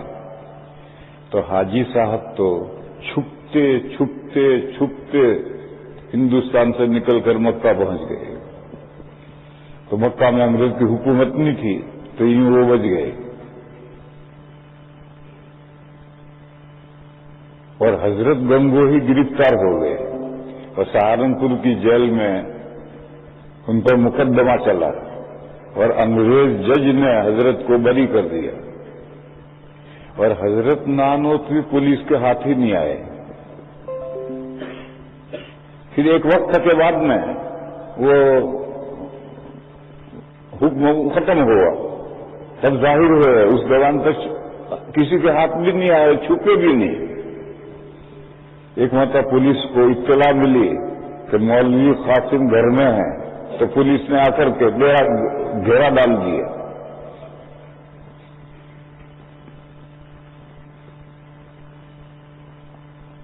تو حضرت نانوتوی گھر میں سے نکلے اور سیدھے سادے تھے جیسے گھر کا نوکر ہو، پھٹے پرانے کپڑے، ایک معمولی لنگی ڈالے ہوئے باہر نکلے. تو پولیس نے پوچھا مولوی قاسم کہاں ہے؟ تو جہاں کھڑے تھے اس سے 4 قدم آگے بڑھ کر کے کہا ابھی تو یہاں تھے. تو پولیس سے سمجھی کہ ابھی یہاں تھے تو اندر گئے ہوں گے. تو پولیس اندر گھسی، حضرت چلے گئے. اس طرح سے چکما دیتے رہے، پولیس کو ہاتھ ہی نہیں آئے، پولیس پہچان ہی نہیں سکی انہیں. ایک مرتبہ حضرت صبح تفریح کرنے جا رہے تھے تو دیہات سے ایک آدمی گنا لے کر آ رہا ہے، بڑا گٹھڑ اور بھاری گٹھڑ تھا، تو سڑک پر ایک پلیا پر گنا اتار کر کے بیٹھا ہوا سستا رہا ہے، آرام کر رہا ہے۔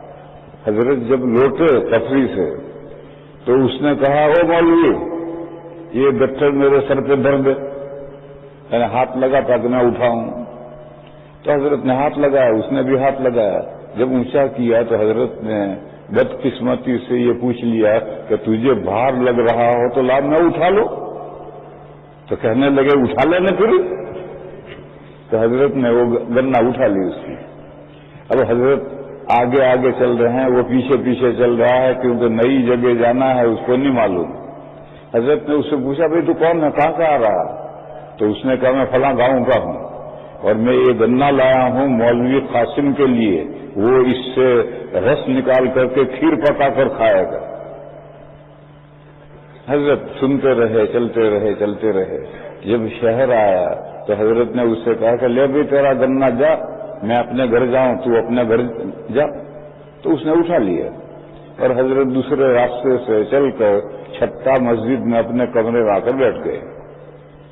وہ مدرسے کے دروازے پر آیا اور طالب علموں سے پوچھا، مولوی قاسم کہاں ہے؟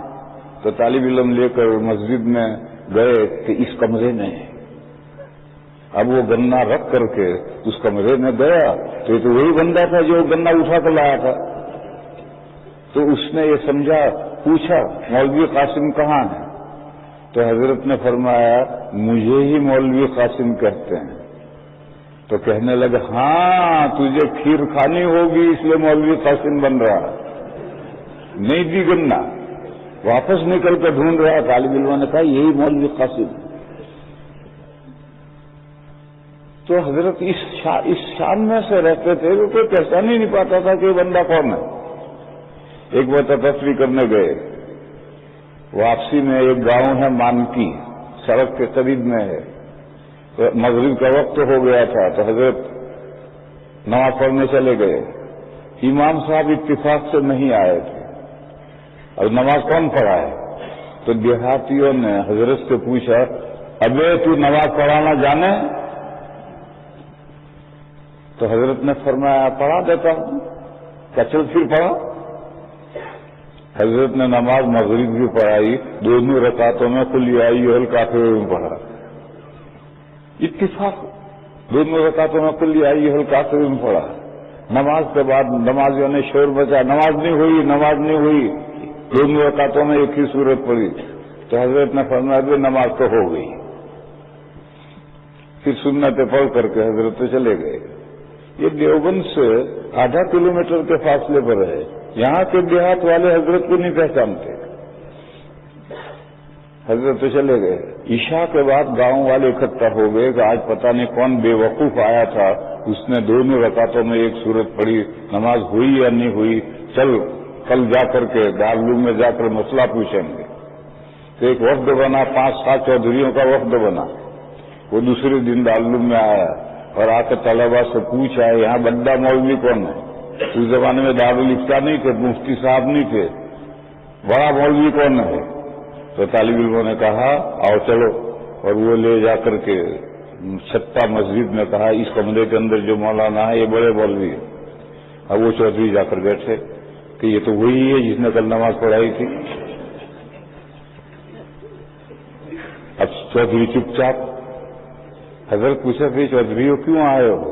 چودھری یعنی بڑا آدمی، چودھریوں کیوں آئے ہو؟ کوئی بولتا نہیں۔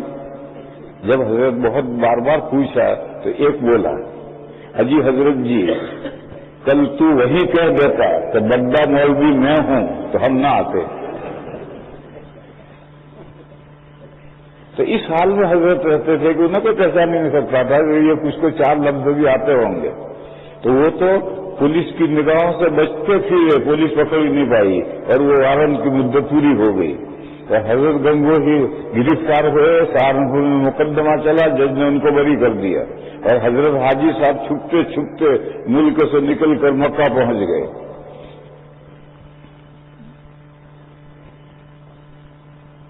تو میرے بھائیوں میں اصل مضمون یہ سمجھا رہا تھا کہ بعض حدیثوں کے سمجھنے میں لوگوں میں غلط فہمی ہوتی ہے.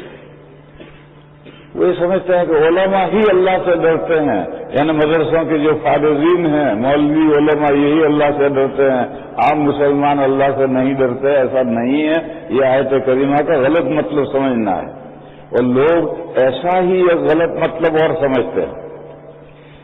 حدیث شریف میں ہے یقال لقارئ القرآن، جو قرآن کریم پڑھنے سے دلچسپی رکھتا ہے اس کو جنت میں کہا جائے گا کہ پڑھتا جا اور چڑھتا جا. جہاں آخری آیت آئے گی وہاں تیرا مقام و مرتبہ رک جائے گا. اور قرآن کریم راؤنڈ اباؤٹ ہے، گول ہے، ادھر ختم کرو، ادھر سے شروع کر کے پاؤ پارا پاؤ کر کے نشان رکھو، کل یہاں سے پاؤ پارے سے آگے پڑھیے. آج کل ایک رسم ہو گئی ہے کہ جس دن ہمارے حافظ قرآن ختم کرتے ہیں اسی کی دوسری رکعت میں شروع سے مفلحون تک پڑھتے ہیں، اور پھر اگر دوسرے دن تراویح پڑھانی پڑے تو پھر علم ترا ادھر ادھر کی چھوٹی چھوٹی صورتیں پڑھتے ہیں. ارے جہاں تم نے مفلحون پر قرآن روکا تھا وہاں سے پڑھنا، وہاں سے نہیں پڑھتا. تو ایک رسم بن کر رہ گئی ہے مفلحون تک لے جانے کی. رسم نہیں ہے، قرآن کریم راؤنڈ اباؤٹ ہے، گھومتے ہی رہو، ختم کرو شروع کرو، ختم کرو شروع کرو، ختم کرو شروع کرو، اور شروع کر کے پاؤ پارا پڑھ کے رکو، آدھا پارا پڑھ کے رکو، وہاں نشان لگاؤ اور اگلے دن وہاں سے پڑھنا شروع کرو. تو جنت میں بھی ہمیشہ تا ابد قرآن کا پڑھنے والا قرآن پڑھتا رہے گا اور مرتبوں میں بڑھتا رہے گا، چڑھتا رہے گا. آخری آیت آئے گی وہاں طرف رک گئی، اور آخری آیت قرآن کی آتی ہی نہیں. اس حدیث کے بارے میں لوگوں میں یہ غلط فہمی ہے کہ یہ حافظوں کے لیے فضیلت ہے کہ جو قرآن کا حافظ ہے وہ جنت میں بھی قرآن پڑھتا جائے گا اور بڑھتا جائے گا. یہ غلط فہمی ہے. حدیث شریف میں لفظ ہے یقال لقارئ القرآن، جو قرآن سے انٹرسٹ رکھتا ہے. قرآن سے انٹرسٹ کون رکھتا ہے؟ چھوٹا انٹرسٹ یہ ہے کہ روزانہ 7 منزلیں ایک منزل پڑھتا ہے. سورہ فاتحہ سے شروع کرو نساء کے ختم تک، مائدہ سے شروع کرو تبوک کے ختم تک، یونس سے شروع کرو فمی بے شوقن، یہ 7 دن میں قرآن ختم کرو. یہ قرآن سے دلچسپی رکھتا ہے، چاہے حافظ ہو چاہے ناظرہ پڑھتا ہو. اور اس سے بڑا یہ ہے کہ 3 دن میں قرآن ختم کرتا ہے، فمی بے شوقن، فاتحہ سے ختم کر کے، پھر یونس سے ختم کر کے، پھر لقمان سے شروع کر کے ختم کرتا ہے. یہ اس کا اور زیادہ انٹرسٹ ہے. اس سے زیادہ انٹرسٹ 24 گھنٹے میں ختم کرتا ہے، 1 مہینے میں ختم کرتا ہے، 1 رات میں ختم کرتا ہے، 2 رکعت میں ختم کرتا ہے. یہ جائز ہے یا نہیں؟ اس میں علماء میں اختلاف ہوا ہے. ہمارے ہندوستان کے ایک بڑے مولانا تھے، مولانا عبدالحی لکھنوی، انہوں نے ایک کتاب لکھی اقامت السنہ علی ان الاکثار فی العبادۃ لیس ببدعہ. کہ اگر 1-2 رکعتوں میں کوئی قرآن ختم کرتا ہے، رات بھر میں قرآن ختم کرتا ہے تو یہ بدعت نہیں ہے. ایسی رسالہ لکھا ہے. اور کچھ لوگ ہیں جیسے غیر مقلدین ہیں، وہ کہتے ہیں 3 دن سے کم قرآن ختم کرنا جائز ہی نہیں ہے، یہ بدعت ہے. خیر یہ مسئلہ اختلافی ہے، چھوڑو اسے. لیکن جو 3 دن میں قرآن ختم کرتا ہے اس کو تو سب جائز کہتے ہیں. 7 دن میں ختم کرتا ہے اس کو تو سب جائز کہتے ہیں. اس کے لیے حافظ ہونا ضروری نہیں ہے. صحابہ کرام کے زمانے میں 7 دن میں قرآن ختم ہوتا تھا، اور یہی 7 منزلیں قرآن میں لکھی ہوئی ہیں. اور یہ جو بڑی منزل ہے، منزل فیل، ہاتھی جیسی منزل، اس کو قرآن نے نہیں لکھا. بہرحال یہ جو روزانہ 1 منزل پڑھتا ہے، چاہے حافظ ہے چاہے نہیں ہے، اس کو قرآن سے دلچسپی ہے. یہ جو بھی یقال لقارئ القرآن، قرآن سے دلچسپی رکھنے والے کے لیے جنت میں یہ کہا جائے گا کہ اپنی دلچسپی انٹرسٹ سے جاری رکھ، قرآن پڑھنا شروع کر اور پڑھتا رہے. دیکھو ہر کتاب ختم ہونے والی ہے، کل من علیہا فان، جب اسرافیل علیہ السلام سور پھونکیں گے تو ہر چیز ختم، لیکن قرآن ختم نہیں ہوگا، کیونکہ قرآن اللہ کا کلام ہے، اللہ کا کلام نہ بدل سکتا ہے نہ ختم ہو سکتا ہے۔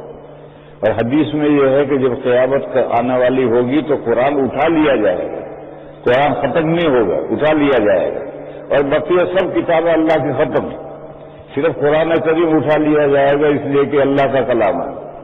اور یہی اللہ کا کلام جو اس سے دلچسپی رکھتا ہے قرآن پڑھنے سے، جنت میں بھی اس کو حکم ہوگا کہ تو اپنا قرآن پڑھ، اور جو ختم ہو وہی تیری ترقی رکے گی، اور جنت ابدی ہے، ہمیشہ کے لیے ہے، تو اس کا مطلب ہے کہ قرآن بھی ابدی ہے، ہمیشہ کے لیے ہے، قرآن کبھی ختم نہیں ہوگا۔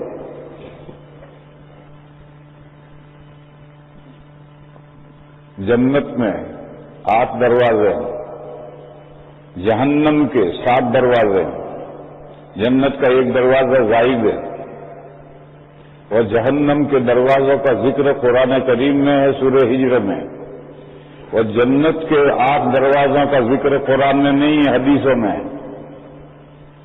اور ہر دروازہ عبادتوں میں دلچسپی رکھنے والوں کے لیے خاص ہے۔ حدیث شریف میں فرمایا کہ جسے روزوں سے دلچسپی ہے اس کے لیے ایک گیٹ ہے، اس کا نام ہے باب الریان، سرابی کا دروازہ۔ جو اس دروازے سے جنت میں داخل ہوا وہ کبھی بھی پیاسا نہیں ہوگا۔ اسی طرح سے سب کا خیرات سے دلچسپی ہے، اس کے لیے الگ دروازہ ہے، نفل نمازوں سے دلچسپی ہے، اس کے لیے الگ دروازہ ہے۔ ان سب دروازوں سے وہ پکارے جائیں گے کہ اے فلاں تیرے لیے دروازہ، اس دروازے سے آ جا۔ جب یہ مضمون نبی پاک صلی اللہ علیہ وسلم نے بیان فرمایا، کیوں بھائی مولانا سلیمان صاحب کتنا وقت ہے، نماز کتنے بجے ہے؟ تو ہے کیا کتنے بجے آپ کو پتا نہیں، آپ یہاں کے تھوڑی ہیں، کتنے یہ بجے بتائیں حضرت کتنے بجے؟ امام صاحب بتاؤ کہ کتنے بجے اذان ہوتی ہے؟ 9:44 ہے، 15 منٹ ہے، بس ٹھیک ہے۔ دیوبند کے بارے میں ہاں؟ دیوبند کے بارے میں تھوڑا بتا دیجیے۔ کیا دیوبند کے بارے میں؟ دیوبند کی ارے اس کا وقت نہیں رہا، یہ کہتے ہیں دیوبند کیا ہے، دیوبندیت کیا ہے، اس کو بیان کرو، اس کا وقت نہیں رہا، پہلے سے شروع میں بتاتے تو میں یہی موضوع چھیڑ تھا، اب وقت نہیں رہا اسے سمجھانے کا۔ تو جنت میں دروازے ہیں، جب یہ مضمون حضور نے بیان فرمایا تو حضرت ابو بکر صدیق رضی اللہ تعالی عنہ نے پوچھا، یا رسول اللہ، جنت میں کسی بھی دروازے سے بلایا جائے اور وہ اس دروازے سے جنت میں چلا جائے تو آرے نہیں آرے؟ ضروری نہیں ہے کہ دوسرے دروازے سے اسے بلایا جائے، کسی بھی دروازے سے پہنچ گیا اندر کھانے پر کھانا ملے گا۔ لیکن میں ویسے ہی ایک بات جاننا چاہتا ہوں کہ کیا کوئی ایسا بندہ ہو سکتا ہے کہ جس کو سبھی دروازوں سے بلایا جائے؟ تو حضور نے فرمایا جی ہاں، ایسا بندہ بھی ہو سکتا ہے، اور مجھے امید ہے کہ تم انہی بندوں میں ہو۔ حضرت ابو بکر کے بارے میں فرمایا کہ مجھے امید ہے کہ تم انہی بندوں میں سے ہو جن کو ہر دروازے سے بلایا جائے گا، اور تمہارے علاوہ اور بندے بھی ایسے ہو سکتے ہیں۔ ایک بندہ ہے اسے نفلوں سے بھی انٹرسٹ ہے، خیرات سے بھی انٹرسٹ ہے، نفلی روزوں سے بھی انٹرسٹ ہے۔ دیکھو فرض نمازیں تو سبھی پڑھتے ہیں، فرض روزے تو سبھی رکھتے ہیں، فرض زکوٰۃ تو سبھی نکالتے ہیں، اور انٹرسٹ کا مطلب یہ ہے کہ فرض کے علاوہ نفلی عبادتیں کرتا ہے، صدقہ خیرات کرتا ہے، نفلی نمازیں پڑھتا ہے، نفلی روزے رکھتا ہے۔ یہ وہ بندے ہیں جن کو ان عبادتوں میں دلچسپی ہے۔ اسی طرح سے کسی کو قرآن پڑھنے سے دلچسپی ہے، وہ کھڑے ہو کے نفلیں کم پڑھے گا، بیٹھا بیٹھا قرآن پڑھے گا، کئی پارے پڑھ لے گا۔ تو یہ جو قرآن پڑھنے سے انٹرسٹ رکھتے ہیں، دلچسپی رکھتے ہیں، ان سے جنت میں کہا جائے گا کہ اقرا ورتقِ، پڑھتا جا اور بڑھتا جا۔ www.attableek.com اسی طریقے سے میرے بھائیوں، بہت سے بندے ہیں جن کو اللہ کی معرفت سے دلچسپی ہے، اللہ کے پہچاننے کے لیے وہ کوششیں کرتے ہیں، اور ایسے ہی بندے ربانی کہلاتے ہیں۔ اور انہی بندوں کا ذکر ہے انما یخشى اللہ من عبادہ العلماء، اللہ سے وہی لوگ ڈرتے ہیں جو اللہ کو جانتے ہیں، پہچانتے ہیں۔ مانتے تو سبھی لوگ اللہ کو مانتے ہیں، کوئی بندہ ایسا نہیں ہے کمیونسٹوں کے علاوہ کہ جو یہ کہتے ہوں کہ اس دنیا کے پیچھے کوئی مائنڈ نہیں ہے، ویسے آٹومیٹکلی دنیا چل رہی ہے، ایسے تو چند سر پھیرے ہو سکتے ہیں۔ باقی سارے انسان اللہ کو تو مانتے ہیں مگر صفات کے ساتھ نہیں مانتے، خوبیوں کے ساتھ نہیں مانتے، اس لیے وہ شرک میں مبتلا ہوتے ہیں۔ بہرحال اس آیت میں فرمایا کہ انما یخشى اللہ من عبادہ العلماء، اللہ سے اللہ کے جاننے والے ہی ڈرتے ہیں۔ دیکھو میں ایک مثال دوں، میں مدرسے جا رہا ہوں، ایک بندہ سامنے سے کوٹ پتلون پہنے ہوئے آ رہا ہے، ہاتھ میں سگریٹ ہے، وہ پیتا ہوا آ رہا ہے، میرے کندھے سے کندھا ٹنکرا کر کے میرے منہ پر دھواں نکال کے جلا جاتا ہے۔ آگے سے بہت دور دو طالب علم آ رہے ہیں، وہ مجھے دیکھتے ہی ان کی چال بدل جاتی ہے اور احترام سے آہستہ سے چلنے لگتے ہیں۔ پھر جب میرے قریب آئیں گے تو احترام سے سلام کر کے ادب سے گزر جائیں گے۔ اس بندے میں اور ان دو بندوں میں کیوں فرق ہے؟ وہ مجھے نہیں جانتے کہ کون ہے، ڈبل پیسہ ہے یا سنگل بھینسا ہے۔ تو میرے کندھے سے کندھا ٹکرا کر جاتا ہے، میرے منہ پہ دھواں نکال کر سگریٹ کا جاتا ہے، اور یہ دو بندے جانتے ہیں کہ یہ بڑے حضرت ہیں، ڈبل پیسہ ہیں، سنگل بھینسا ہیں، دارالعلوم کے بڑے آدمی ہیں، تو ان کی چال بھی بدل جاتی ہے اور وہ بڑے احترام سے گزر جاتے ہیں۔ تو پہچاننے نہ پہچاننے پر بڑا فرق پڑتا ہے۔ ایک بندہ نہیں پہچان رہا اور ایک بندہ، دو بندے پہچان رہے ہیں۔ اسی طرح سے جو اللہ کو ان کے کمالات اور صفات کے ساتھ، اسماء حسنیٰ کے ساتھ جانتا ہے، وہ اللہ کے علاوہ کسی کو گھاس نہیں ڈالے گا، کسی کی بندگی پوجا نہیں کرے گا، وہ اللہ ہی کی بندگی کرے گا۔ اور جو اللہ کو مانتا تو ہے، نام تو لیتا ہے، مگر اللہ کے صفات اور کمالات نہیں جانتا ہے، تو ارے غیر نتو خیرے کی چوکھٹ کے اوپر جبا شاہی کرے گا، ماتا رگڑے گا۔ اس لیے اللہ پاک نے فرمایا کہ اللہ کو پہچانو، اللہ کو جانو، اور صرف ذات کی حد تک نہیں، کمالات کے ساتھ جانو اور پہچانو۔ اور یہ جو جانتے ہیں وہی اللہ تعالیٰ سے ڈریں گے، اور اللہ تعالیٰ سے ڈرنا یہ ہے کہ برائیوں سے بچیں گے اور نیکیاں کریں گے۔ اللہ سے ڈرنا یہ ہے، اگر نیکیاں نہیں کرو گے، کمپلسری عبادتیں نہیں کرو گے، اللہ ناراض ہوں گے۔ برائیاں کبائر کرو گے، اللہ ناراض ہوں گے۔ تو کبائر سے، بڑے گناہوں سے بچیں گے، فرائض کی پابندی کریں گے، کیونکہ اللہ کو جانتے ہیں کہ اللہ غفور رحیم ہے۔ غفور رحیم ہونے کے ساتھ اللہ تعالیٰ کی پکڑ اور عذاب بھی بہت سخت ہے۔ ہمارے صدر صاحب یہ کہہ رہے ہیں، یہ ہمارے لندن میں جس مسجد میں آیا ہوں، اس مسجد کی کمیٹی کے صدر ہیں، بھائی فاروق ان کا نام ہے۔ وہ کہتے ہیں کہ دیوبندیت کو سمجھاؤ۔ دیوبندیت کو سمجھانے کے لیے تھوڑا وقت چاہیے، تھوڑے سے وقت میں ساری بات نہیں سمجھائی جا سکتی۔ لندن ہی میں ایک مجلس ہوتی ہے سوال جواب کی، تو وہاں ایک بھائی عمران ہیں، جنرل سیکریٹری ہیں مسجد کے، انہوں نے یہ سوال کیا کہ دیوبندیت کیا ہے۔ اب سوال جواب کی مجلس ہے، اس میں مختصر جواب دیا جاتا ہے، کوئی تقریر تو کر نہیں رہا۔ تو میں نے کہا کہ دیوبندیت نام ہے امحاء بدعت اور احیاء سنت کا۔ امت میں جو بدعتیں شروع ہو گئی ہیں دین کے نام پر، ان کو مٹاؤ، اور جو سنتیں ہیں جو رفو چکر ہو گئی، غائب ہو گئی، ان سنتوں کو امت میں زندہ کرو۔ اس مشن تحریک کا نام دیوبندیت ہے۔ میرے ماموں تھے حضرت شاہ صاحب، علامہ کشمیری کے شاگرد تھے، ڈابھیل میں علامہ کشمیری نے جو آخری دورہ پڑھایا تھا اس کے طالب علم تھے، اور بہت ذی علم آدمی تھے، انتقال ہو گیا ان کا۔ میں جب دارالعلوم میں مدرس ہو کر چلا گیا تو گھر آتا تھا، تو ایک دن ماموں نے مجھ سے ایک سوال کیا کہ دیوبند میں اور ازہر میں کیا فرق ہے؟ اب عجیب و غریب سوال تھا کہ ہاتھی میں اور چیونٹی میں کیا فرق ہے؟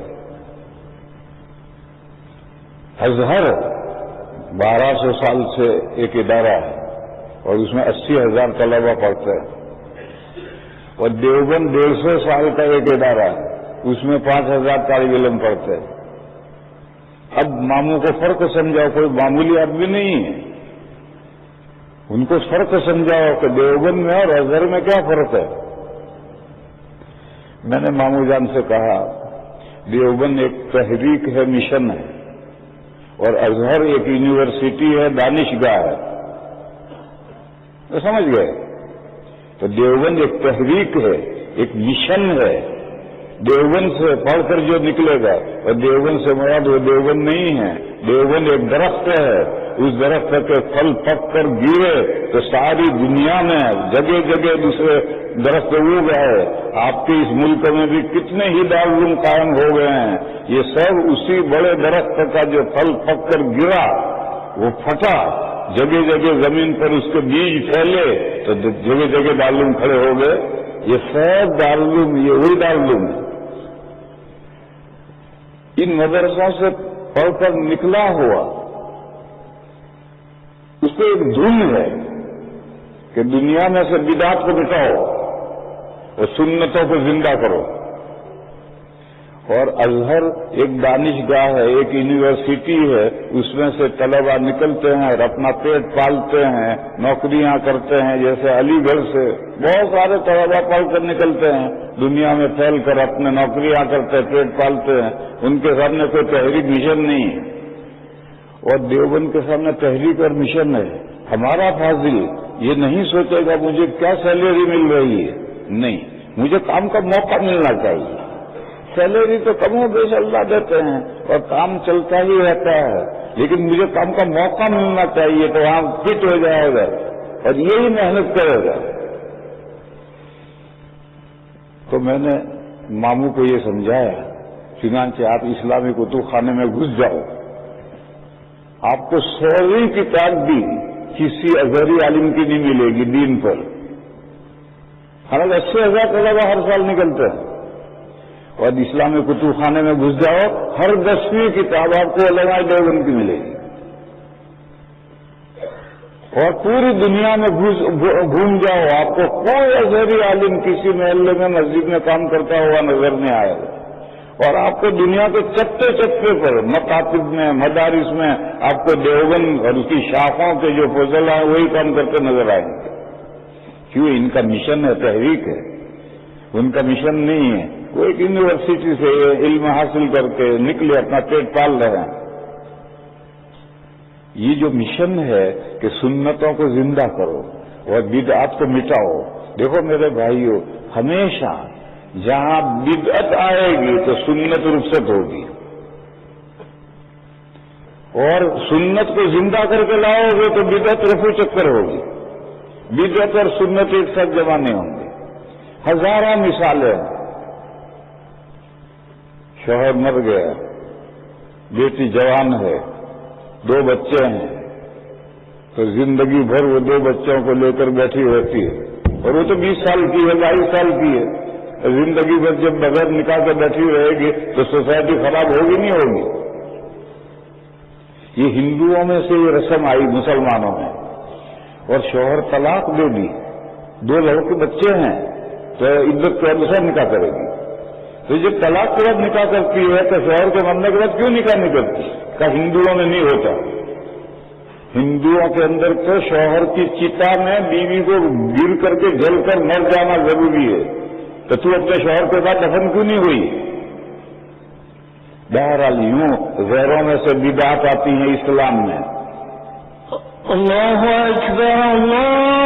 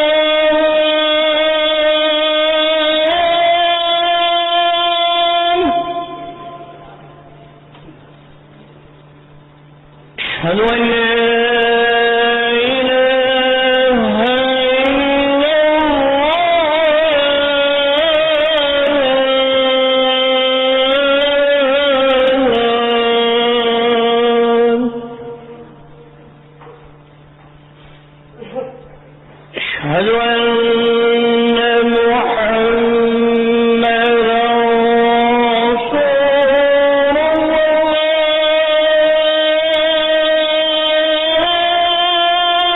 الله. أشهد أن